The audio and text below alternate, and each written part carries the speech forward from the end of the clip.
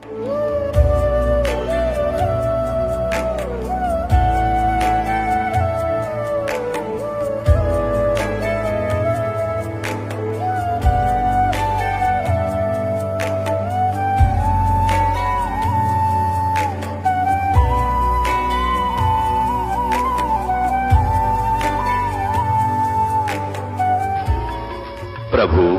राम देव भगवान अल्लाह खुदा ईश आदि नाम एक ही शक्ति के हैं। वो कैसा है, कहां है, कैसे मिलता है, किसने देखा है? ये प्रश्नवाचक चिन्ह पूर्ण रूप से हटाने के लिए अवश्य सुनिए जगत गुरु तत्वदर्शी संत रामपाल जी महाराज के अमृत वचन, सर्व पवित्र धर्मों के पवित्र शास्त्रों के आधार पर। सत साहिब दर्शकों, आज भी बहुत सी महिलाएं ऐसी हैं जो काफी कठिन परेशानियों का सामना कर रही हैं, जिसका हल पाने के लिए वो विज्ञान से लेकर भगवान तक को तलाशती हैं कि कोई तो उन्हें सुख प्रदान करे। ऐसी ही महिला की दुखद जीवन यात्रा से आज हम आपको रूबरू करवाने जा रहे हैं। इनसे मिलिए। ये हैं महाराष्ट्र से ज्योति जी। इनको माइग्रेन की समस्या थी और इनके जीवन में सुख नाम की चीज नहीं थी, और सबसे बड़ा दुख था कि इनका 4 बार गर्भपात हो चुका था, कोई संतान नहीं थी। इनकी हर दिवाली, हर त्योहार खुशियों की बजाय रोने में निकलता था। देवी देवताओं की खूब पूजा साधना की और व्रत भी रखे, परंतु कोई लाभ नहीं हुआ। कहते हैं पूर्ण परमात्मा वो शक्ति है जो अंधे को आंख, निर्धन को माया, बांझन को पुत्र और कोढ़ी को काया देती है। उसी परम शक्ति ने इन्हें 2 संतान बख्शी। 3 जून 2012 का वो शुभ दिन, या यूं कहे ज्योति जी की जिंदगी बदल देने वाला पल, जब इन्हें मिली तत्वदर्शी संत रामपाल जी महाराज जी की शरण। संत रामपाल जी महाराज जी से नाम उपदेश लेने के पश्चात इनके साथ अद्भुत चमत्कार हुए। इनकी माइग्रेन की समस्या दूर हुई, एक्सीडेंट से बचाव हुआ और नया जीवन दान मिला। साथ ही इनके पति की नशे की बुरी लत भी संत रामपाल जी महाराज जी की असीम कृपा से छूट गई। जानिए कैसे दुखमय से सुखमय जीवन में परिवर्तित हुई इनकी जीवन की कहानी। सुनिए ज्योति जी की अपनी जुबानी। जी नमस्कार। नमस्कार सर जी। क्या नाम है जी आपका? मेरा नाम है ज्योति विजय परदेसी। ज्योति जी आप कहाँ से आए हैं? मैं आई हूँ अनस व्यक्ति वरणगांव, तालुका भुसावल, जिला जलगांव, महाराष्ट्र से। ज्योति जी, संत रामपाल जी महाराज जी की शरण में आने से पहले आप क्या भक्ति साधना करते थे? सर जी हम पारंपरिक साधनाएं करते थे सभी। मैं पहले शादी से पहले जो था वो बताऊंगी पहले आपको कि शादी से पहले मैके में हम सभी पारंपरिक साधना करते थे। उसमें सभी देव देवताओं की पूजा करना और मतलब सप्ताह करके मतलब हरि कथा होती थी 7-7 दिन की। तो उस कथाओं में जाके हम हमारे जो गुरुजी बनाए हुए थे तो वहाँ पे 7-7 दिन रुक के पूरी सेवा करते थे। उसके बाद मतलब हमारे यहाँ संतों का आना जाना भी रहता था। तो पूरी श्रद्धा से हम मतलब सारा व्रत रखना, एकादशी का व्रत रखना, सोमवार का व्रत रखना, हर दिन मतलब संडे को छोड़ के ऐसा कोई दिन नहीं था कि मैं मतलब व्रत नहीं रखती थी और कोई पूजा नहीं करती थी। हर दिन मेरा पूजा भक्ति भाव से ही रहता था। ज्योति जी, आपने बताया कि आपने अपने जीवन में इतनी श्रद्धा और आस्था के साथ भक्ति की और आप संतों की शरण में भी गए हैं, उनके सत्संग भी सुने हैं। तो हम आपसे जानना चाहेंगे कि इतना सब करने के बाद आप संत रामपाल जी महाराज जी की शरण में क्यों गए? हम मतलब इतनी भक्ति भाव से हम करते थे, फिर भी हमने मतलब जो दुख झेले हैं तो इसका कोई अंत नहीं रहता, मतलब नहीं था। और आपको हम बताएंगे भी कि मैं इतनी भक्ति भाव से सभी देव देवताओं की भक्ति करती थी, फिर भी ये दुख मुझे क्यों आते थे, ये बार बार प्रश्न मेरे मन में उठता था। पहला मेरा दुख था कि सबसे मतलब शादी के बाद का जो दुख होता है, शादी करके मैं उस घर में जैसे ही आई तो उस दिन से मतलब बच्चा जो मतलब हो रहता है होना, तो मेरे गर्भ रहता था और गर्भ रहने के बाद 9 महीने का बच्चा होता भी था और एक दिन बच के मतलब वो मर जाता था। तो ऐसा मेरे साथ 4 बार हुआ। उसके बाद दूसरा दुख मेरा ये है कि माइग्रेन पेन की शिकायत थी मुझे कम से कम 5-6 साल।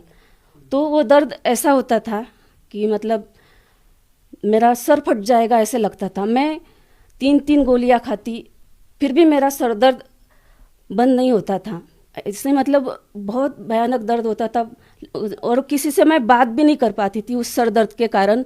और ऐसे लगता था कि पड़े रहो, और हर दिन का मेरा था, ऐसे नहीं कि एक दिन सर दर्द हो गया तो रोज़ मैं कम से कम निमोसलाइट जो था 3-3 गोली खा के भी मेरा बंद नहीं होता था।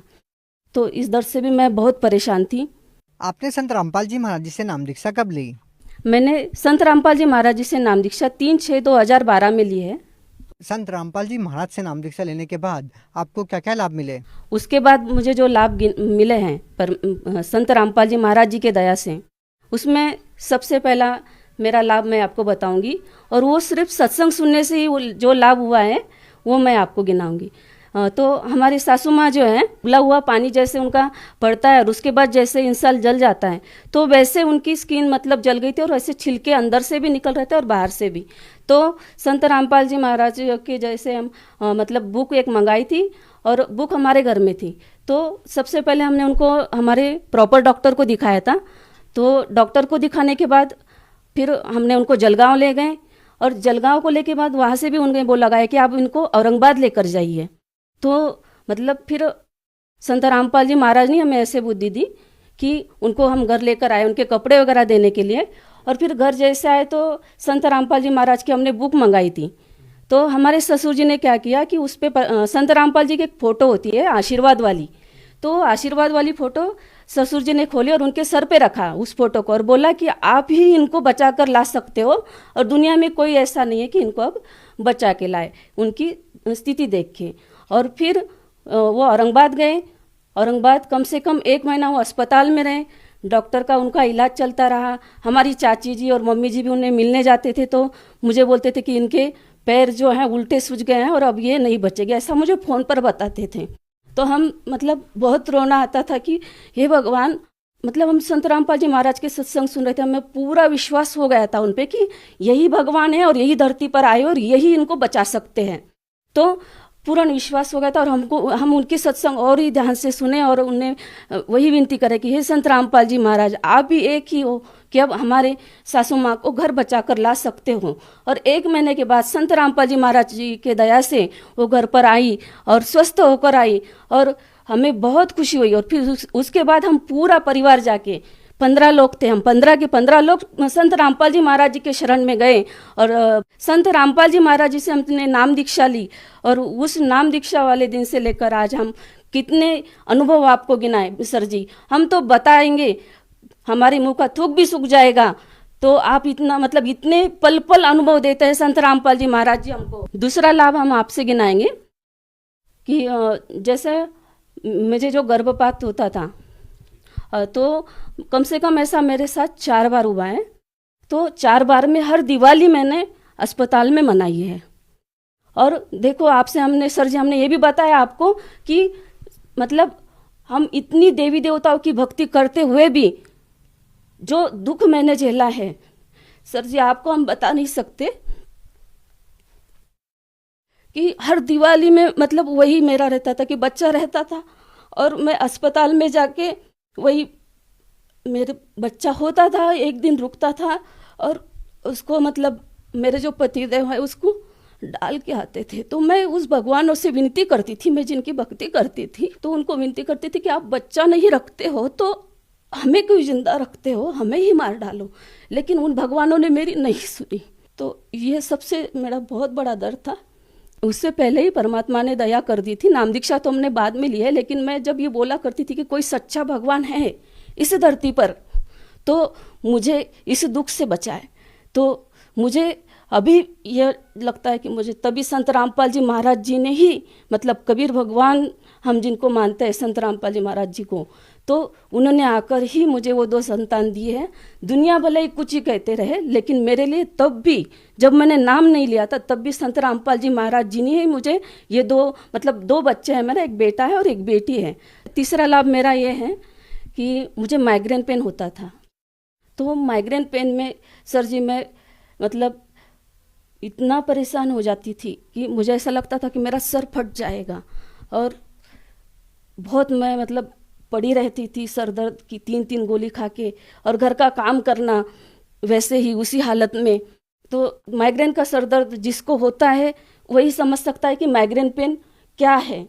तो संत रामपाल जी महाराज जी से नाम दीक्षा लेने के बाद मेरा माइग्रेन पेन कहाँ गया ये मुझे पता भी नहीं चला। संत रामपाल जी महाराज जी से मेरे पर बहुत ही दया की है। लेकिन क्या इसके पहले आपने किसी डॉक्टर को भी दिखाया? बहुत डॉक्टरों को दिखाया मैंने। कहाँ दिखाया? मैंने जलगांव में दिखाया, मैंने भुसावल में दिखाया, हमारे प्रॉपर जो हॉर्नस फैक्ट्री के डॉक्टर हैं इनकी भी दवाई खाते रहे, लेकिन मुझे किसी दवाई से आराम नहीं पड़ता था। बस डॉक्टर यही बोलते थे कि आप दवाई खाओ, यही आपका इलाज है। 3-3 गोली खाने के बाद भी मुझे जब नहीं आराम पड़ता था तो मैं इंजेक्शन लेने से भी मेरा सर दर्द बंद नहीं होता था। मुझे जैसे अभी और भी एक लाभ है मेरा, हम ऐसे जा रहे थे गाड़ी से, तो मतलब रात के समय था और किसी काम से हम जा रहे थे, तो उस समय क्या हुआ कि हम दोनों ही साथ में चल रहे थे देर रात, तो दोनों को ही नींद आ गई, हमको दोनों ही सो गए। और परमात्मा संत रामपाल जी महाराज साक्षात स्वरूप हमारे वहाँ आए और हमारी गाड़ी ऐसे रास्ते से चल रही थी, तो साइड में परमात्मा ने, संत रामपाल जी महाराज ने साक्षात आकर उसको साइड में लेकर ऐसे खड़ी कर दी और हम दोनों सोए थे। फिर पहले परमात्मा जी ने, संत रामपाल जी महाराज जी ने सर जी को, मतलब मेरे पति को उठाया और वो जब जगे तो उन्होंने मुझे जगाया। देखो ये क्या हुआ कि मैं जैसे ही मतलब मुझे नींद खुली तो गाड़ी ऐसा साइड में देखी थी और पैर उस पर रखा हुआ, और हम दोनों के दोनों उस समय मतलब हमारी मौत होनी थी दोनों की ही, क्योंकि हम दोनों ही कितनी देर सोए और कैसी गाड़ी चली हमको तो कुछ पता नहीं। लेकिन हमारे परमेश्वर स्वरूप साक्षात संत रामपाल जी महाराज ने आके उस समय हमारी जान बचाई है, ये हम बहुत अच्छे से जानते हैं। नहीं तो उस समय तो हमारा दोनों का ही मतलब अंतिम समय था, लेकिन साक्षात संत रामपाल जी महाराज आकर हमें बचा है उस समय। ज्योति जी, जैसा कि आपने बताया कि संत रामपाल जी महाराज से नाम दीक्षा लेने के बाद आपको इतने सारे लाभ मिले, तो क्या आपको नहीं लगता कि आप किसी और संत से भी नाम उपदेश लेते तो आपको इस तरह के लाभ मिल सकते थे? बिल्कुल सही बोला आपने, लेकिन हम पहले ही बहुत सारे संतों के शरण में, क्योंकि बचपन से ही दासी मतलब बचपन से ही सभी संतों, गली गली के संतों से, आचार्यों से हमारे घर में आना जाना रहता था। तो हमारे यहाँ आचार्य, शंकराचार्य, ये सभी आते रहते थे और हम इनकी सेवा करते थे। इससे हमें कोई लाभ हुआ ही नहीं।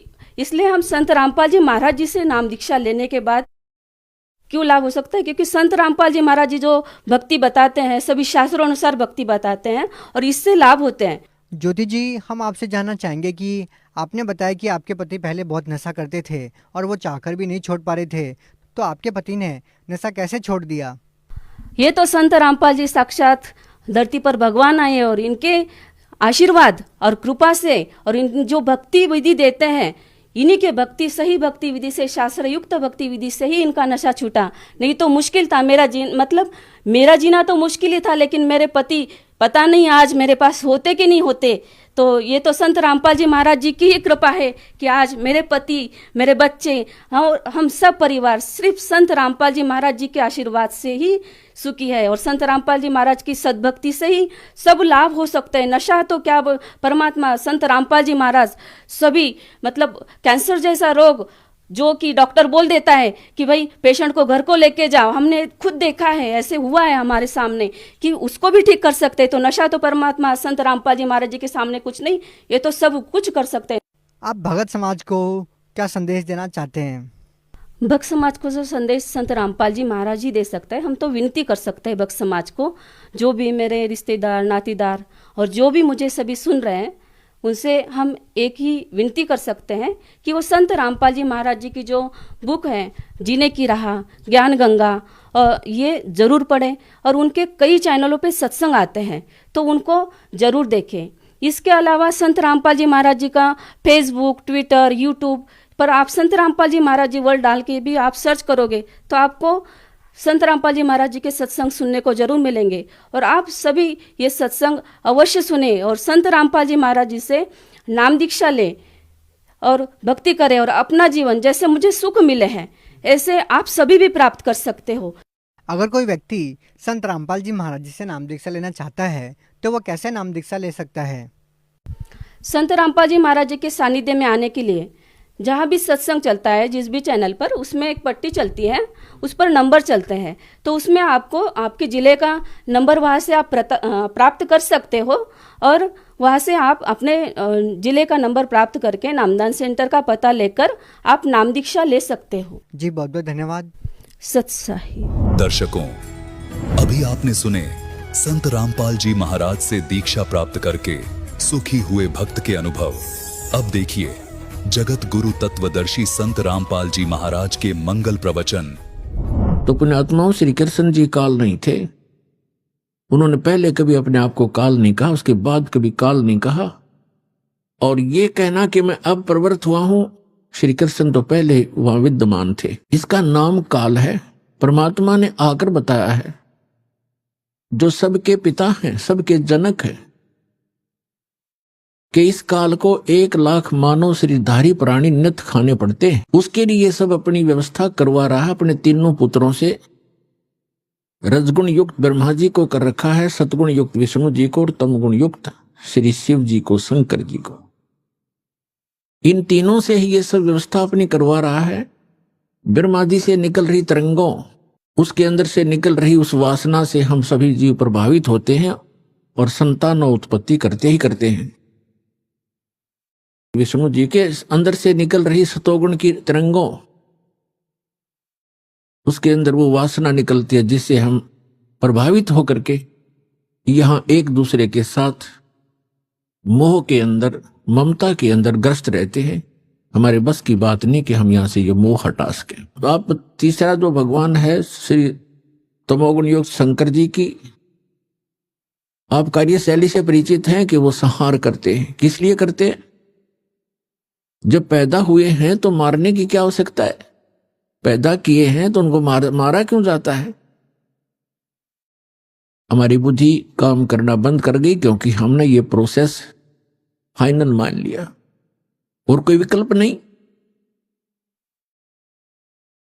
तो परमेश्वर ने आके बताया कि तीनों भगवान भले ही अपने अपने स्थानों पर रहते हैं। आपके प्रभु श्री ब्रह्मा जी रजोगुण युक्त, श्री विष्णु जी सतोगुण युक्त और श्री शंकर जी तमोगुण युक्त। ये अपनी अपनी राजधानी, इनके द्वीप हैं, नगरी है, ऊपर लोक है, शिवपुरी है, विष्णु लोक है, विष्णुपुरी है, ब्रह्मापुरी है। ये वहां रहते हैं, लेकिन उनके अंदर से निकल रहे गुणों का प्रभाव है, जो वासना है। इन तीन लोकों पर उनकी रेंज है, पृथ्वी लोक, पाताल लोक और स्वर्ग लोक। तो वहीं से वो प्रभावित कर रहे हैं यहां पर सबको। जैसे एक मकान के अंदर दूसरे कक्षों में व्यक्ति बैठे होते हैं और रसोई के अंदर मिर्चों का छोंक लगता है, तो अन्य कक्षों में बैठे हुए व्यक्ति भी प्रभावित होते हैं, जबकि वो स्थूल साकार वस्तु रसोई के अंदर है मिर्च, उसके गुण ने वहां प्रभावित किया और उनको छींकें आने लगी। उनके बस की बात नहीं कि उन छींकों को वो रोक सके किसी कीमत पर। ठीक इसी प्रकार ये तीनों काल के पुत्र श्री ब्रह्मा जी, श्री विष्णु जी, श्री शिव जी भले ही हमसे दूर बैठे हैं, उनके अंदर से निकल रही जो उनके महक है, उनके अंदर से जो गंध है, वो हमें यहां पर भी प्रभावित कर रही है, जिस कारण से हम संतान उत्पत्ति करते हैं। फिर मोह ममता, संपत्ति में मोह, माता पिता के अंदर ममता, बच्चों के अंदर हमारा राग, ये जीव के बस का नहीं। और मृत्यु हमारे बस नहीं, क्योंकि ये भगवान शिव का डिपार्टमेंट है, जो काल भगवान ने इनको सेवा दे रखी है। अब जैसे कोई कसाई का नौकर है, अब वो नौकरों की क्या पार बसाएगी कि वो कहेगा जिसको कि इतने बकरे लाके इस बाड़े में मेरे इस स्टॉक में लाके छोड़ दे, वो लाएगा। और दूसरे नौकर की सेवा लगा रखी है कि इन सब बकरों को तू इनकी सेवा कर, इनको चरा, जल पिला, गर्मी सर्दी से बचा, यहां रख, पालन कर इनका, वो करेगा ही करेगा। और तीसरे नौकर की उसने ड्यूटी लगा रखी है कि तू मुझे जितने आवश्यक हो निकाल के यहां ला, इनको काट और सप्लाई करो। तो उनके बस की बात नहीं है, वो कितने नेक व्यक्ति हों, वो तीनों नौकर, लेकिन वो अपनी ड्यूटी को करनी ही पड़ेगी। इसी प्रकार ये तीनों देवता इस काल कसाई के, काल भगवान के पुत्र और साथ में नौकर हैं, व्यवस्थक हैं। और पुण्यात्माओं, इस काल भगवान को श्राप लगा हुआ है। 1,00,000 मानव शरीरधारी प्राणी ये नित आहार करता है।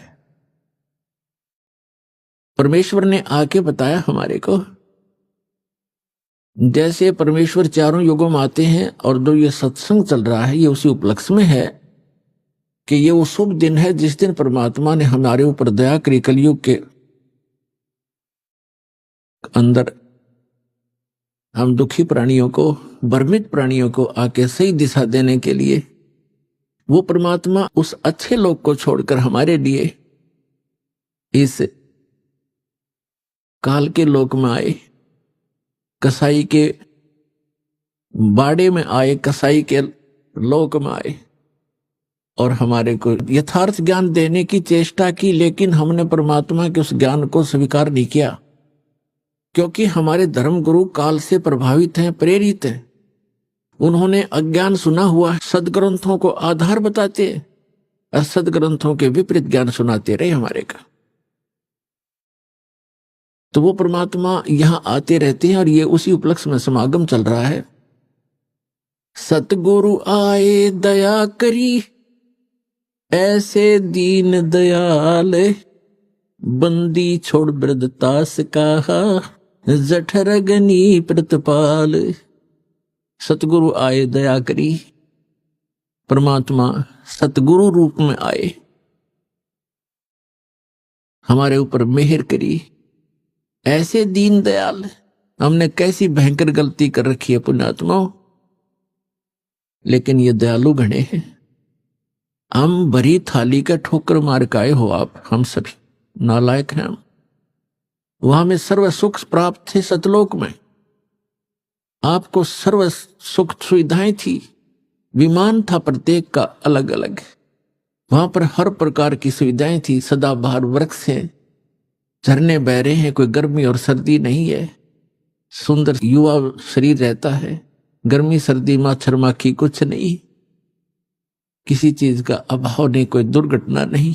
ऐसे सर्व सुख संपन्न लोग को छोड़कर इस काल के साथ यहां धक्के खाने आ गए। और आज हमारी क्या दुर्गति कर रखी है, कोई जीव सुखी नहीं। से यहां प्रधानमंत्री बना बैठा हो, हर समय उसकी चिंता खत्म नहीं होती, टेंशन ग्रस्त रहता है। तो खा का ये जीवन कहां जी रहे, हम कहां रह रहे हैं। सतगुरु आए दया करी, ऐसे दीन दयाल, और बंदी छोड़ वृद्धतास का, जठरग्नि प्रतिपाल।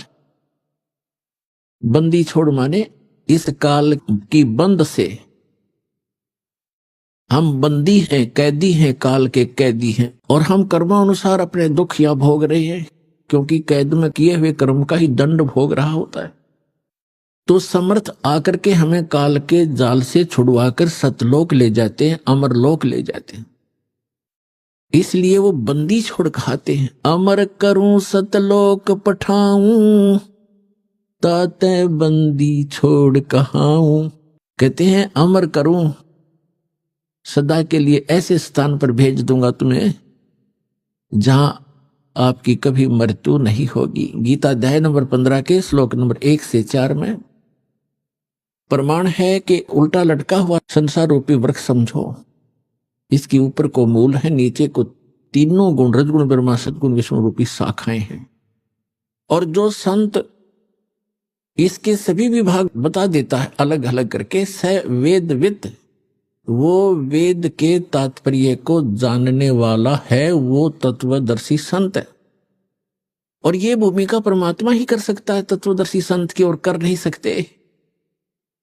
तत्व का अर्थ है पूर्ण रूप से सत्य ज्ञान आधार से जो ज्ञान प्रचार करता है वो तत्वदर्शी होता है। यहां के ब्रह्मा जी को मालूम नहीं, कहता है मैं पता नहीं कहां से उत्पन्न हो गया और कौन मेरे जनक हैं। तो ब्रह्मा जी से ही ज्ञान आगे सबको प्राप्त है, इंक्लूडिंग विष्णु और शिव जी तक, उसी से ज्ञान प्राप्त है। तो उसके बाद कितने ऋषि महर्षि अपनी चतुरता दिखाते रहे, वो तत्वदर्शी कैसे हो सकते हैं। वो परमात्मा की एक प्रश्न का उत्तर नहीं दे पाए आज तक, सतयुग से लेकर कलयुग तक परमात्मा चारों युगों में आते रहे और यहाँ ज्ञान प्रचार करते रहे। प्रश्न क्या करते हमारे धर्म गुरुओं से कि कौन ब्रह्मा का पिता है, कौन विष्णु की माँ और शंकर का दादा कौन है, पंडित जी दो बता। ये ज्ञान का उत्तर ना देकर के उनके साथ झगड़ा ठाना करते थे। और इनको अजर व अमर अविनाशी, इनका कोई जनक नहीं, सर्वेश्वर है, महेश्वर है, कालज्य है, मृत्युंजय है, ऐसे कहकर ये हमें भ्रमित किया करते थे। तो परमात्मा हमारे को यहां से काल के जाल से निकालने के लिए आते हैं। कहते अमर करो सतलोक पठाऊं, ताते बंदी छोड़ कहाऊं। कर्मों के बंधन से हम यहाँ बंधे हुए हैं, हमारे इन बंधन को काटकर भगवान हमें मुक्त कराता है। तो तत्वदर्शी संत की भूमिका करने के लिए वो परमात्मा स्वयं ही आते हैं। और गरीबदास जी कहते हैं सतगुरु आए दया करी ऐसे दीन दयाल, बंदी छोड़ वृद्ध तास का जट से नहीं प्रतिपाल। तो गीता अध्याय नंबर 15 के श्लोक नंबर 1 से 4 में ये स्पष्ट किया परमात्मा ने बताया है कि सभी विभाग बताए संसार रूपी वृक्ष के कि अक्षर पुरुष एक पेड़ है, सरपुरुष वाकी डार, इसको निरंजन ज्योति निरंजन भी कहते हैं। अक्षर पुरुष एक पेड़ है, सरपुरुष वाकी डार और तीनों देवा शाखा हैं ये पात रूप संसार। जैसे पेड़ कौन सा होता है, जो पृथ्वी से बाहर दिखाई देता है, अंदर का जो जड़ें होती है, मूल हैं, वो गुप्त होती हैं, प्रोक्ष होती हैं, वो अव्यक्त होती हैं, वो दिखाई नहीं देती। तो मूल स्वयं परमात्मा ही थे कबीर भगवान, अमर पुरुष, सत्य पुरुष, परम अक्षर ब्रह्म है वो। और उसके बाहर जो दिखाई देता उसके विषय में उन्होंने बताया कि अक्षर पुरुष ये तना समझो, और सरपुरुष वाकी डार जो मोटी डार निकलती है उसको ब्रह्म समझो, और तीनों देवा शाखा हैं, डार के आगे 3 शाखा समझो, ये रजगुण ब्रह्मा सदगुण विष्णु तप गुण शिव जी जान। परमात्मा ने बताया था अक्षर पुरुष एक पेड़ है, ये पृथ्वी से बाहर जो दिखाई देता है इसके विषय में परमात्मा ने जानकारी दी है कि अक्षर पुरुष ये तना जो है ये तो अक्षर पुरुष है, और सरपुरुष वाकी डार और तीनों देवा शाखा हैं ये पात रूप संसार। ये तना तो अक्षर पुरुष है, ये सरपुरुष वाकी डार और तीनों देवा शाखा हैं, ये हम यहाँ हैं, ये पात रूप संसार। अब जड़ कौन है ये बताने के लिए इस दास को भेजा है कि ये परम अक्षर ब्रह्म है जो सबका पालन करता है, जो गुप्त है, प्रोक्ष है, पृथ्वी के अंदर समझो, यानी ऊपर के लोक हैं, सतलोक, अलखलोक, अगमलोक, अकह लोक, ये इससे ऊपर का पुरुष नीचे का। और ये है कौन? अनंत कोट ब्रह्मांड का एक रति नहीं भारे, सतगुरु पुरुष कबीरे हैं ये कुल के सिरजनहारे। हम सुल्तानी नानक तारे दादू को उपदेश दिया, जात जुलाहा भेद न पाया ये काशी माहे कबीर हुआ। तो ये है वो संसार रूपी वृक्ष। श्रीमद् भगवत गीता अध्याय नंबर 15 के श्लोक 1 से 4 का वर्णन है। ये निष्कर्ष है इसका कि उल्टा लटका हुआ संसार रूपी वृक्ष है अर्जुन, ऊपर को जड़ नीचे को शाखा। गीता ज्ञानदाता ने केवल इतनी जानकारी दी है, ऊपर को जड़ और नीचे को तीनों गुण रूपी शाखा वाला ये एक संसार रूपी वृक्ष है, पीपल का समझो, अविनाशी वृक्ष है। ऊर्ध्व मूलम अधः शाखम अश्वत्थम प्राहु अव्यम छंदासी यस्य पर्णानि यह तम वेद स वेदवित।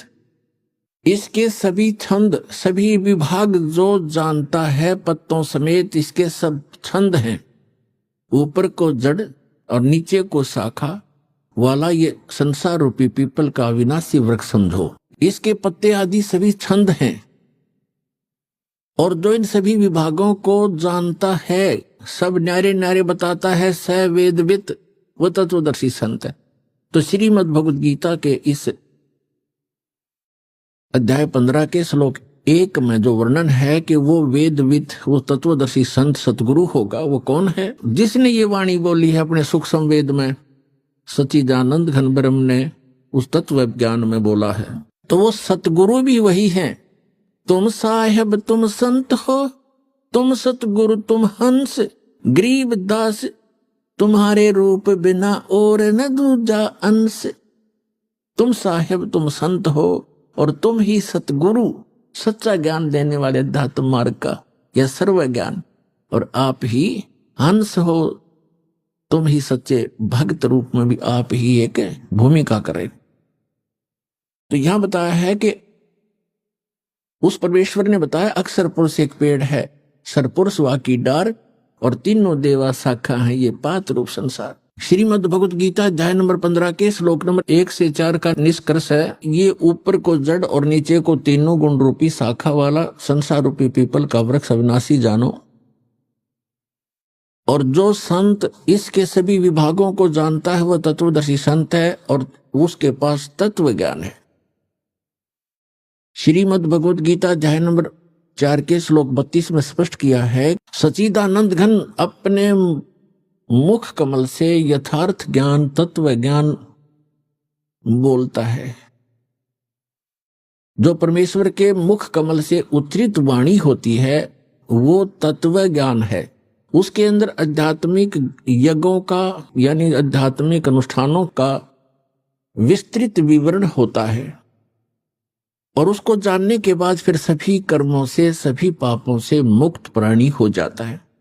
वो तत्व ज्ञान स्वयं परमात्मा अपने मुख कमल से ब्रह्मणे मुखे, अपने मुख कमल से बोलकर वो वाणी उच्चारण करता, उस सच्चिदानंद घन ब्रह्म की वाणी में विस्तार से कहे गए हैं वो तत्व ज्ञान है। चौथे अध्याय के 34वें श्लोक में कहा है कि अर्जुन उस तत्व ज्ञान को जो गीता ज्ञान से अन्य है, उस तत्व ज्ञान को तत्वदर्शी संतों के पास जाकर समझ, उनको दंडवत प्रणाम करने से, कपट छोड़कर उनकी सेवा करने से, सरलतापूर्वक प्रसन्न करने से वो तत्वदर्शी संत तुझे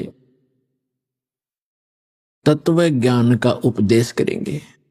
तो 15वें अध्याय के प्रथम मंत्र में उसकी पहचान बताई है श्रीमद् भगवत गीता में, कि जो इस ऊपर को जड़ नीचे को तीनों गुण रूपी शाखा वाला ये संसार रूपी वृक्ष समझो, और इसके सभी विभाग पत्ते आदि इसके सभी भाग हैं, और जो संत इन सब विभागों को जानता है, सब पार्ट्स जानता है, इसके अंग भिन्न भिन्न बताएगा, स वेदविद वो तत्वदर्शी संत है। और 15वें अध्याय के 4थे श्लोक में कहा है कि तत्व ज्ञान रूपी शस्त्र से इस अज्ञान को काटकर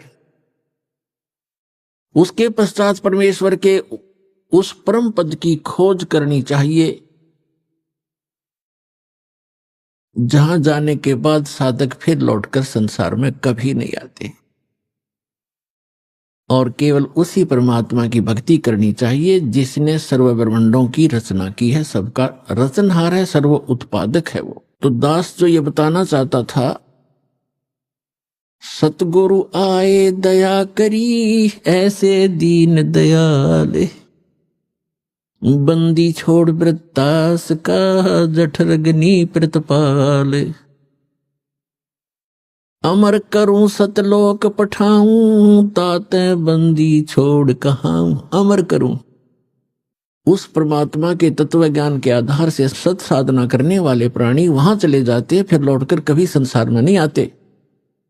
श्रीमद् भगवत गीता अध्याय नंबर 18 के श्लोक नंबर 62 में कहा है कि अर्जुन तो सर्वभाव से उस परमेश्वर की शरण में जा जो गीता ज्ञान दाता से अन्य है। उस परमेश्वर की कृपा से तू परम शांति को और शाश्वत स्थान को, अमर लोक को, जिसका कभी एंड नहीं होता, कभी नाश नहीं होता, उस स्थान को, शाश्वत स्थान को प्राप्त हो जाएगा। अपने आत्मा ये ज्ञान भगवान ने 600 वर्ष पहले बताया था, और फिर उन महापुरुषों को मिले परमात्मा आकर के जो उनका गुण है, विधान है, अच्छी आत्माओं को मिले, आदरणीय धर्मदास साहिब जी को, आदरणीय मुल्कदास साहिब जी को, आदरणीय नानक साहिब जी को, आदरणीय दादू साहिब जी को, आदरणीय गरीबदास साहिब जी गांव छुड़ानी जिला झज्जर हरियाणा वाले को, आदरणीय गीसा दास साहिब जी को, गांव खेखड़ा उत्तर प्रदेश जिला बागपत वाले को, और स्वामी रामानंद जी काशी वाले को, महर्षि को। तो उन महापुरुषों ने और स्वयं परमात्मा ने हमारे को सचेत करने की चेष्टा की कि जो साधनाएं, जो भक्ति तुम कर रहे हो और जिस भगवान को तुम परमात्मा माने बैठे हो वो परमात्मा नहीं है। जिस स्वामी को, जिस प्रभु को आपने परमात्मा मान रखा, ये परमात्मा नहीं है। परमात्मा की परिभाषा होती है जो श्रेष्ठ आत्मा हो। श्रेष्ठ आत्मा कभी किसी को मारता नहीं, किसी की टांग नहीं काटता, किसी को अंधा नहीं करता, किसी को रोगग्रस्त नहीं करता। अब कई अनजान जो बिल्कुल माइनस जिनकी बुद्धि होती है अध्यात्म में, वो कहते हैं कि हम इस बात से चिंतित हैं कि भगवान है कहां। भगवान होता तो ये हालत होती लोगों की। जैसे अभी एक दुखद खबर हम सुन रहे हैं कि केदारनाथ और बद्रीनाथ के दर्शनार्थ गए हुए श्रद्धालु इन अज्ञानी आचार्यों शंकराचार्यों द्वारा भ्रमित किए हुए वहां भगवान खोजने गए थे। और आज खबरों में सुनने को आ रहा है कि 15-20 हजार व्यक्ति मारे जा चुके। फ्लड में बादल फट गया और केदारनाथ के मंदिर का पता नहीं कहां गया। एक शिवलिंग खड़ा हो टूंड सा। तो पुण्यात्मा परमात्मा 600 वर्ष पहले आए, उसके बाद उनके ज्ञान से परिचित महापुरुषों ने यही ज्ञान सुनाया। और वो कहा करते थे, चारों युग में संत पुकारे और कूक कहा हम हेल रे, हीरे माणिक मोती बरसे ये जग चुगता ढेल रे। परमात्मा 600 वर्ष पहले बताया करते थे। और उनसे परिचित महापुरुष आदरणीय गरीबदास साहिब जी ने कहा है कि चारों युग में संत पुकारे, कबीर साहिब की महिमा गाई है। और कूक कहा हम हेल रे, हमने रुक के मार मार के, आवाज लगा लगा के, शोर मचा मचा के बता दिया कि हम तत्व ज्ञान और सत साधना रूपी हीरे मोतियों की वर्षा कर रहे हैं। आप इनको नहीं उठा रहे हो, ग्रहण नहीं कर रहे हो। और आन उपासना रूपी इन भ्रमित किए हुए आचार्यों और शंकराचार्यों, ऋषियों, महर्षियों, मंडलेश्वरों के द्वारा भ्रमित किए हुए आप बहुमूल्य वस्तु को छोड़कर कंकर पत्थर इकट्ठे कर रहे हो। या आन उपासना, इन तीर्थों पर जाके मत्था टेकना, वहां दर्शनार्थ जाना, कल्याण की इच्छा करना, ये तो आपकी भूल है, बाल बुद्धि है। परमात्मा कहते हमरा ज्ञान किन्हें ना सुनिया, और ये पर भी लेन जात है दुनिया। पुण्यात्मा हमें बड़ा दुख है कि हमारे भाई बहन वहां किसी गंदी मौत मरे केदारनाथ की इस दुर्घटना में। कलेजा मुंह को आता है। हमारी ही दशा ऐसी हो रही है उनकी इस दीनता को देखकर। कोई भूखा मर के अचानक बैठे हैं, धर्मशालाएं बह गई हैं, कोई सो रहा था, कोई भगवान के गुण गा रहा था, आज उनका पता नहीं कहां चले गए। तो पुण्यात्माओं, जिनके वो सदस्य मरे होंगे उनकी क्या हालत होगी। तो कैसा है ये लोग। यहां संतों ने, महापुरुषों ने बताया है, नानक साहिब जी कहते ना जाने काल की कर डारे, और किस विध ढल जा पासावे, और जिनाते सरते मौत खुड़क दी उन्हानु केड़ा हासावे। तो पुण्यात्मा परमात्मा स्वयं आकर के हमें ज्ञान सुनाया करते थे। इन अज्ञानी गुरुओं ने काल प्रेरित होकर अपने स्वार्थवश हमारे तक यथार्थ ज्ञान भगवान का दिया हुआ आने नहीं दिया। और कबीर साहब दुलाहा एक धानक, एक निर्धन व्यक्ति, और फिर लास्ट में एक कवि, और ज्यादा ही किसी ने उपमा दी तो एक भक्त कहकर उनकी फाइल को क्लोज कर रखा था। उनकी हिस्ट्री बंद कर दी थी। लाल को कूड़े के ढेर में डाल दिया था। इस दास को पारखू बनाया, जौहरी बनाया।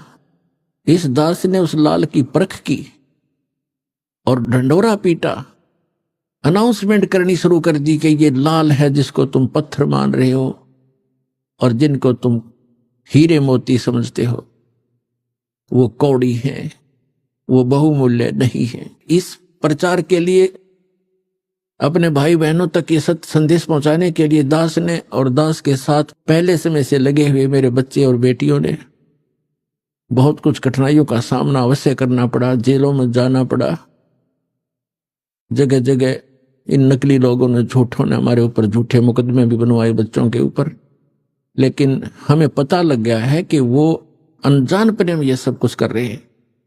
जिस दिन उनको भी ये ज्ञान होगा, वो भी उसी भगवान के बच्चे हैं और वो हमारे साथ हो जाएंगे, उनका कल्याण हो जाएगा। हमारा उद्देश्य किसी की भावनाओं को ठेस पहुंचाना नहीं। हमारा उद्देश्य उनको सही दिशा देना है कि जिससे आपका भी, आपके परिवार का भी, और आपके जो इस गलत साधना करके चले गए, मृत्यु को प्राप्त आज प्रेत पितर बने हुए, उनका भी उद्धार हो जाएगा। इस साधना से जो दास बताता है। अब जैसे भावनाओं को ठेस पहुंचाने की बात जो ये मूर्ख लोग करते हैं, जो स्वार्थी करते हैं, जनता को भ्रमित करते हैं कि हमारी भावनाओं को ठेस पहुंचा दिया, इन मंदिर, मस्जिदों, गुरुद्वारों और चर्चों की पूजा को ठीक नहीं बताया, मंदिरों में जाने को गलत बताते हैं, मूर्ति की पूजा गलत बताते हैं, केदारनाथ, अमरनाथ, इन धामों और तीर्थों पर जाने को गलत बताते हैं। ये हमारी भावनाओं को ठेस पहुंचाते हैं। पुण्यात्मा, भावनाओं को ठेस नहीं पहुंचाया जाता। यदि किसी के पास यथार्थ ज्ञान है और उस ज्ञान के आधार से कोई ज्ञान बताता है, वो तो ऐसा है जैसे बच्चे होते हैं, छोटे छोटे बच्चे, अग्नि जल रही होती है और बच्चा उस अग्नि की भट्ठी की तरफ चलता है और उसको कोई देख लेता है, बुद्धिमान व्यक्ति, कि ये बच्चे अग्नि की भट्ठी की तरफ जा रहे हैं और ये जल जाएंगे। उनको जाकर वो उठा लेता है और वो जाना चाहते हैं, उसको अच्छी वस्तु समझ के पकड़ना चाहते हैं और उसको उठा लेता है तो वो रोता भी है और कहता है मुझे छोड़ दे, इधर ही जाने दे। उसकी भावनाओं को वहां ठेस पहुंचाना अनिवार्य था। यदि उस भावनाओं को ठेस नहीं पहुंचाया जाता तो जल के मर जाता वो बालक।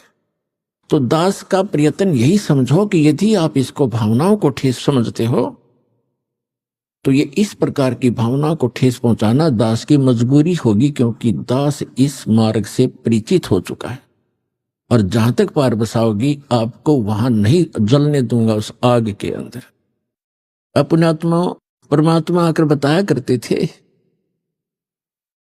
कि जिन धामों की आप पूजा करने जाते हो, इन धामों की कुछ कम से कम तुम स्थापना देखो कैसी हुई है। इन तीर्थों की ये स्थापना कैसी हुई, और फिर ध्यान से सोचो, विचार करो। आज बालक नहीं हो, आप शिक्षित हो, उनके इतिहास, उनकी जीवनी हमारे पास उपलब्ध है, उनको पुनः विचार करके ग्रहण करो, उनको त्याग दो। देखो जितने भी तीर्थ हैं, धाम हैं और जितने भी ये पवित्र स्थल हैं, आदरणीय हैं, ये आदरणीय यादगारें हैं, लेकिन वहां जाने से मोक्ष नहीं हो सकता। आपको बहुत बार बताया है, परमात्मा भी आकर स्वयं बताया करते थे और कहा करते थे कि इन धामों पर जाने से आपका मोक्ष नहीं, उल्टा पाप और जीवन नाशी आपका होता है। अभी आपने सुने संत रामपाल जी महाराज के मंगल प्रवचन। आइए अब सुनते हैं संत रामपाल जी महाराज से नाम दीक्षा लेकर सतभक्ति करके अद्भुत लाभ प्राप्त करने वाले अनुयायी के विचार। दर्शकों, क्या एक पुस्तक के माध्यम से प्राप्त गुरु का मार्गदर्शन जीवन की तस्वीर को पूरी तरह बदल सकता है? आज हम आपको मिलवाने जा रहे हैं इंदौर के रहने वाले मुकेश जी से। दरअसल मुकेश जी अपनी समस्याओं से इस कदर परेशान हो चुके थे कि एक समय इन्होंने आत्महत्या जैसा कठोर कदम उठाने का पक्का इरादा कर लिया था। पर इसी बीच इन्हें संत रामपाल जी महाराज द्वारा लिखित पुस्तक ज्ञान गंगा मिली। इस पुस्तक में वर्णित शास्त्र, अनुकूल भक्ति और चमत्कारिक अनुभवों को पढ़ने के बाद आज मुकेश जी सुख शांति की राह पर चल रहे हैं। जब इन्होंने अपनी बहन के लाइलाज कैंसर और उसकी पीड़ाओं को दूर करने की गुहार लगाई तो देखिए क्या चमत्कार हुआ। आइए सुनते हैं मुकेश जी की कहानी उन्हीं की जुबानी। नमस्कार सर। नमस्कार साहब। सर क्या नाम है आपका? मुकेश हिरवानी, इंदौर से हूँ। सर संत रामपाल जी महाराज से नाम दीक्षा आपने कब ली? संत रामपाल जी महाराज से नाम दीक्षा मैंने 3 अप्रैल 2016 को ली है। सर संत रामपाल जी महाराज से नाम दीक्षा लेने से पहले क्या आप कोई भक्ति साधना भी करते थे? जी कर रहा था मैं। जैसे हमारे सभी समाज में करते हैं अन्य देवी देवताओं की, ऐसे 33 करोड़ देवी देवताओं की भक्ति कर रहा था। हमारे गांव में सारे लोग राधा स्वामी पंथ से जुड़े हुए थे। जब राधा स्वामी पंथ से जुड़े हुए थे तो मुझे भी लगा कि राधा स्वामी में जाते हैं तो क्या है, तो मैं 1996 से राधा स्वामी के सत्संग सुनने के लिए जाने लगा। राधा स्वामी की सत्संग सुनने के लिए मैं जाता था, तो वहाँ पर गुरु जी बहुत अच्छी ज्ञान की चीज़ें बताते थे कि मीराबाई ने ऐसी भक्ति करी है, गुरु नानक देव जी ने ये भक्ति करी है, रविदास जी महाराज ने ये भक्ति करी है और उस परमात्मा को प्राप्त कर रहे हैं। और ये सारे राम रहीम वगैरह गॉड अल्लाह, इनके सबके सिर्फ रास्ते अलग है, बल्कि रास्ते सब जाके एक ही जगह मिलते हैं और वो सबका मालिक एक है और उसकी भक्ति करना चाहिए और उन मंत्रों का जाप करना चाहिए जो गुरुजी देते हैं और इसके बाद में ये परमात्मा के प्राप्त करने के लिए हैं। तो जब संतों की वाणी बोलते थे और संतों के बारे में बताते थे कि परमात्मा एक है, राम रहीम एक है, तो वो परमात्मा कौन है, मेरे दिमाग में क्लिक करता था कि वो परमात्मा है कौन। जिसकी भक्ति करते हैं वो परमात्मा के बारे में जानने की कोशिश कर रहा था मैं कि वो परमात्मा कौन है। बल्कि राधा स्वामी के अंतर्गत मैं 17 साल तक गया, उन्होंने अभी तक उस परमात्मा का मुझे नाम नहीं बताया कि वो परमात्मा कौन है। परमात्मा के बारे में मुझे उनके द्वारा बताए हुए यहाँ से नहीं चला। तो वहाँ से मैं आसाराम बापू जी के सत्संगों में गया। मुझे एक हमारे पास में जिया जी थे, उन्होंने बोला कि आसाराम बाबू तो साक्षात सत्संगों के माध्यम में कृष्ण भगवान का अवतार हो जाते हैं, कृष्ण भगवान प्रकट हो जाते हैं। उनको चलो विष्णु भगवान की भक्ति करके देखें, कई परमात्मा अपने को साक्षात मिल जाएं। जब आसाराम बाबू जी के पास में गया तो उन्होंने 7-8 मंत्रों का उच्चार बताया। 7-8 मंत्र बताने पर उन्होंने बोला कि आपको जो उचित लगे, जो पसंद आए, आप उसकी चॉइस कर लो और उसकी भक्ति चालू कर दो, माला करना चालू कर दो। 10 माला करो डेली सुबह, 10 माला शाम को। उनको चलिए मैंने लिया, मैंने को चलो विष्णु भगवान की भक्ति करें। तो 4 साल तक मैंने विष्णु भगवान की भक्ति भी चालू करी। बल्कि वो भक्ति करने से भी मुझे बहुत कष्टों से गुजर रहा था, काफ़ी दुखों से गुजर रहा था, बड़ा परेशान हो रहा था। यहाँ तक कि ये कंडीशन आ गई थी कि मैं कहीं सुसाइड कर लूँ। सुसाइड के बारे में मैंने जैसे सोचा, उनको नहीं, ये तो कोई उपाय ही नहीं है कि सुसाइड किया जाए, बल्कि उससे निपटा जाए। तो इस बीच में नवरात्रि का समय था।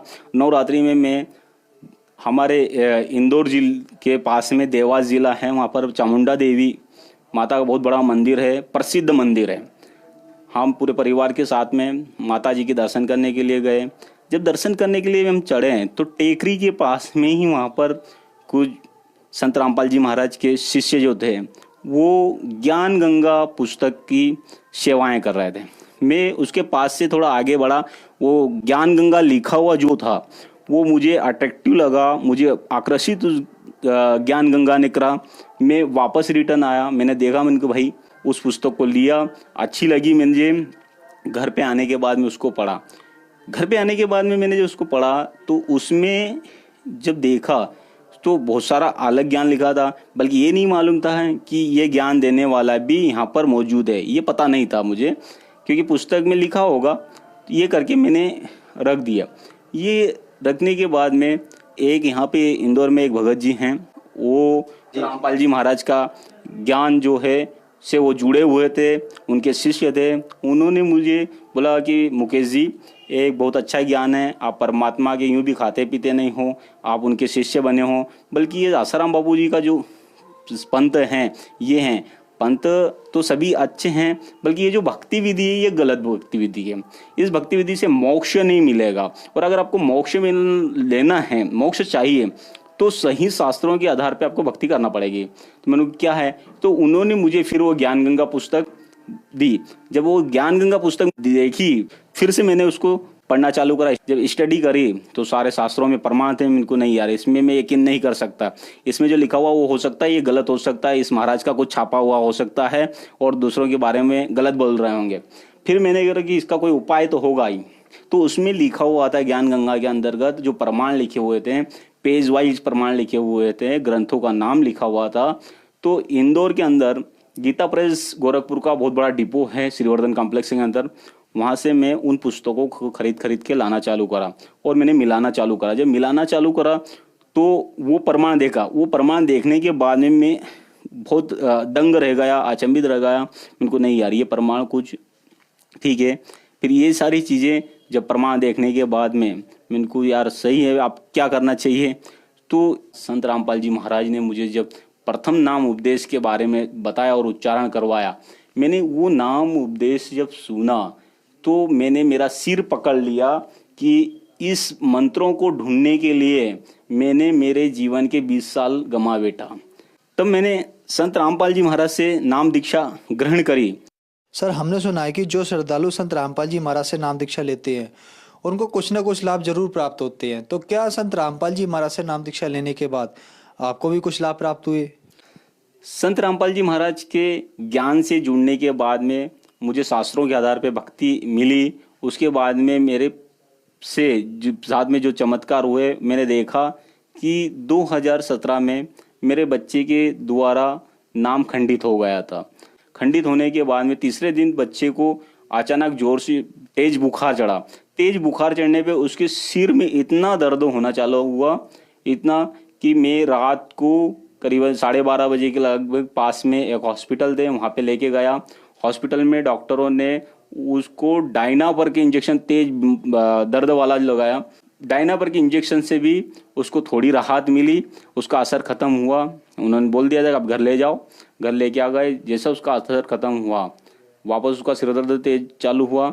सुबह परेशान हो गए हम लोग कि अब ये क्या करना चाहिए, क्योंकि वो इंजेक्शन लगाने से उसका असर खत्म होने के बाद में वापस चालू हुआ। हॉस्पिटल में गए, इंदौर के अंदर अरविंदो हॉस्पिटल है बहुत बड़ा, वहाँ पर हमने गए। वहाँ पे देखा, डॉक्टरों को बताया, चेक करा उन्होंने, तो उन्होंने हैवी डोज के जो इंजेक्शन हैं, सारे हैवी डोज के इंजेक्शन लगाए उनके सिर दर्द को कंट्रोल करने के लिए। एंटीबायोटिक लगाई, सब कुछ करा, उसके बावजूद भी सिर दर्द बंद नहीं हो रहा था। मैंने डॉक्टरों से, बड़े डॉक्टरों से सब चर्चा करी। डॉक्टरों ने बोला कि भैया इनको हमने आज एंटीबायोटिक और हैवी डोज वाले भी दे रखे हैं जिससे कि इनका सिर दर्द बंद हो जाए, बल्कि बच्चे का सिर दर्द नहीं बंद रहा, मतलब कि उनके सिर के अंदर कुछ ऐसा इन्फेक्शन हो चुका है जिसकी वजह से ये दर्द बंद नहीं हो रहा है। बचाने के लिए बोले कि ये हम कुछ नहीं कर सकते, बल्कि हैवी डोज से हैवी डोज जो है वो देने की कोशिश कर रहे हैं। और वो इन्फेक्शन का नाम सुनते ही मैं घबरा गया। मैं उनको आप क्या करूं, तो मैंने संत रामपाल जी महाराज के आश्रम में फ़ोन लगाया, प्रार्थना लगाई कि मालिक ऐसी सी बात है और बच्चे की तबीयत डॉक्टर मना बोल रहा है। जब मैंने ये प्रार्थना लगाई तो उन्होंने बोला कि संत रामपाल जी महाराज दया करेंगे, आप भक्ति करते रहो, मंत्रों को उच्चारण करते रहो। तो परमात्मा संत रामपाल जी महाराज की ये दया हुई कि बच्चे को धीरे धीरे उसका सुधार होना चालू हुआ। डॉक्टरों ने बोला था कि इनके शरीर में पूरा इन्फेक्शन है, इनके बॉडी से केमिकल निकालेंगे, इनकी रीढ़ की हड्डी से पानी निकालेंगे और उसको टेस्ट करने के लिए डॉक्टरों ने उनका सीटी स्कैन करवाया, एक्सरा करवाया और 5 रोज में एक रिपोर्ट आई थी। वो सारी बॉडी में से पीछे की रीढ़ की हड्डी से पानी निकाला था। उन्होंने बोल दिया था कि इस बच्चे को हम पानी निकालने की हमारी कोई गारंटी नहीं रहेगी, इसको लकवा भी मार सकता है, इसको कुछ भी हो सकता है, कभी भी कुछ भी हो सकता है। मैंने उन पे यकीन ना करते हुए मेरे जितने भी मित्र डॉक्टर थे सबसे फ़ोन पे बात करी, उनको इससे क्या क्या नुकसान हो सकते हैं। तो उन्होंने बोला कि यार ऐसा हो सकता है। उनको यार ये तो आप परमात्मा ही करे, संत रामपाल जी महाराज की ही दया हो सकती है, वही ठीक करते हैं। क्योंकि हम सत्संग सुनते थे और सत्संगों के माध्यम से हमें पता चलता था कि संत रामपाल जी महाराज अगर जो भक्ति बता दे वो भक्ति करते हैं तो उससे फ़ायदा होता है। तो ये हुआ कि उनकी जब प्रार्थना लगाने के बाद में सुधार चालू हुआ, बच्चा ठीक हो गया और लेके आ गए। संत रामपाल जी महाराज की दया से ही बच्चा ठीक हुआ और आज वो भी खुश है और भक्ति कर रहे हैं। और दूसरा एक और चमत्कार अभी नया हुआ था, मेरी सिस्टर ने संत रामपाल जी महाराज से नाम दीक्षा ग्रहण करी। उन्होंने ग्रहण करने के बाद में उन्होंने ठीक से मर्यादा नहीं रखी, नाम खंडित कर लिया। नाम खंडित होने के बाद में उनको बहुत बड़ी गंभीर बीमारी, कैंसर की बीमारी हुई। ये मुझे नहीं पता चला। जब उनको ज़्यादा तकलीफ होने लगी और तकलीफ होने के बाद में उन्होंने सबसे पहले है मेरी पत्नी को बताया कि भाभी ऐसी ऐसी प्रॉब्लम है। मैंने को ये कब से है, बोले कि ये मुझे करीब 3 से 4 साल हो गए। मैंने को बहन बताना चाहिए इतनी बड़ी बीमारी। मैंने को चलिए दिखाते हैं। मैंने मेरे पर्सनल डॉक्टर को दिखाया। डॉक्टर को दिखाने के बाद बोले मुकेश जी इसका अपने को एक बायोप्सी करवाना पड़ेगा। बायोप्सी एक जिससे इसका टेस्ट होता है और वो टेस्ट बाहर होके आता है। मैंने को चलिए ठीक है।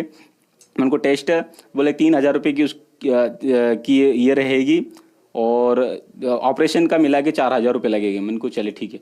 उन्होंने एक फीस निकाला, बायोप्सी के लिए पहुंचाया और जब उसकी रिपोर्ट आई तो पता चला है कि 3 ग्रेड का जो कैंसर है वो 3 ग्रेड का कैंसर क्रॉस हो चुका था और चौथे ग्रेड में लगने वाला था। उन्होंने बोला कि ये चौथे में आप ज़्यादा समय नहीं लगेगा। उनको चौथे की स्टेप होती कैसी है, चौथा हम कैसे पहचानेंगे कि चौथा है।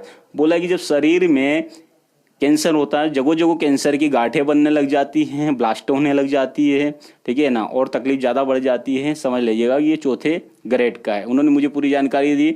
मैंने वो जानकारी मेरी बहन को नहीं बताई, क्योंकि मैं उसको बताऊंगा तो और जिएगी कैसे वो। उनको ब्रेस्ट कैंसर का था, एक की जगह दूसरी जगह भी हो गई। उनके पूरे हाथ में, दाहिने हाथ में उनका इतना मोटा हाथ हो गया और उसे फट रहा था। ये सारी चीज़ें मैं देख रहा था, इनको आप ज़्यादा ही हो गई। संत रामपाल जी महाराज जी, उनके बहन आप शुद्धिकरण करवाओ। संत रामपाल जी महाराज से नाम दीक्षा लेके पुनः उपदेश करवा के शुद्धिकरण करवाया और उनको नाम दीक्षा दिला दी, भक्ति करवाई। धीरे धीरे ट्रीटमेंट चलता रहा।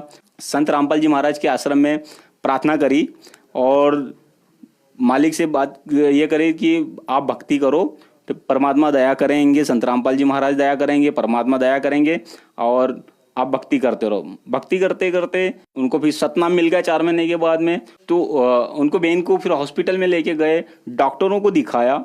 डॉक्टरों ने बोला कि इसको हमारे बस की बात नहीं है। बस की बात इसलिए नहीं कि इनको पूरा बॉडी में फैल चुका है कैंसर का, पूरा बॉडी में। ये जो दाहिना हाथ था, ये दाहिना हाथ भी इतना हो गया था और बोले कि हमारे वो बस का बात नहीं है, आप कुछ भी कर सकते हो, जो ट्रीटमेंट चल रहा है इसमें संतुष्टि रखना पड़ेगी। जब ये चीज़ मेरे भांजे ने मुझे बताया, मामा ऐसी कंडीशन बन रही है, मैं बाहर बैठ के हॉस्पिटल के बाहर खूब रो रहा था। हम इनको एक काम करें, अपन संत रामपाल जी महाराज के वहाँ पर अपना अर्जी लगाएं, एक लास्ट अर्जी लगा दें, अब जो भी परमात्मा दया करेंगे। जब वहाँ संत रामपाल जी महाराज के आश्रम में मैंने फ़ोन लगाया, प्रार्थना लगाई। प्रार्थना करने के बाद में उन्होंने बताया कि आप सतनाम का सुमरण करो और संकल्प कर लो। मैंने एक संकल्प करा वहीं से और परमात्मा की ऐसी दया हुई। संकल्प करने के बाद में संत रामपाल जी महाराज की ऐसी दया हुई कि 15 मिनट के बाद में बहन को आराम मिलना चालू हुआ। आराम मिलने के बाद में उन्होंने 20 मिनट बाद में वहीं पर अनार खाए। कुछ अनार खाने के बाद में वो सुधार होना चालू हुआ। सुधार होते होते होते होते आज बहन पूर्ण ठीक हो चुकी है। और जिसको मतलब 4 महीने जो बहन बिस्तर पे कभी सोई नहीं थी, पीठ नहीं लगाया होता, आज वो संतुष्ट सो रही है। और दया परमात्मा की, संत रामपाल जी महाराज की है कि अभी वो ठीक है और मालिक की भक्ति कर रही है। संत रामपाल जी महाराज की ऐसी दया रही कि बगैर ऑपरेशन के, बगैर दवाई के परमात्मा की दया से ठीक है बहन। और डॉक्टरों ने जो बोल दिया था कि इसको चौथे स्टेप का जो कैंसर जो फैला हुआ है, पूरी बॉडी में फैल चुका था, बोले कि इससे हमारे बस की बात नहीं, आप घर ले जा सकते हो इसको।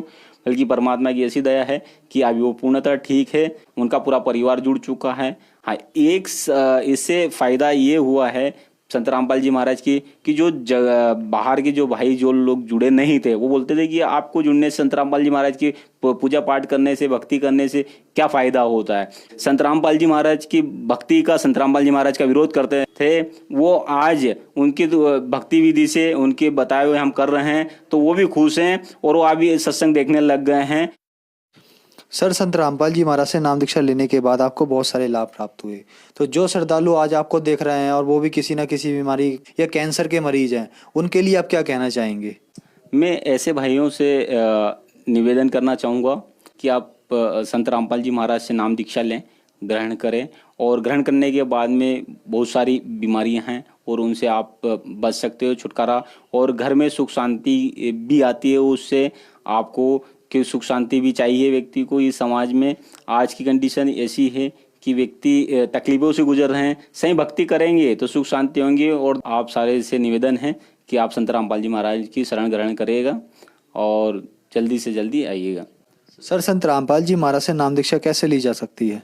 संत रामपाल जी महाराज से नाम दीक्षा लेने के लिए टीवी चैनलों पे सत्संग आते हैं, उनके नीचे एक पट्टी चलती है, पट्टी पे नंबर रहते हैं, उन नंबरों पे आप फ़ोन लगा सकते हो। फ़ोन लगाने के बाद में आपको बता दिया जाएगा कि हर जिले में अभी सेंटर खुल चुके हैं नाम दीक्षा के, वहाँ जाके आप नाम दीक्षा ग्रहण कर सकते हैं। संत रामपाल जी महाराज से नाम दीक्षा ग्रहण करके आप मोक्ष प्राप्त कर सकते हो, सुख शांति प्राप्त कर सकते हो। धन्यवाद सर। सत साई।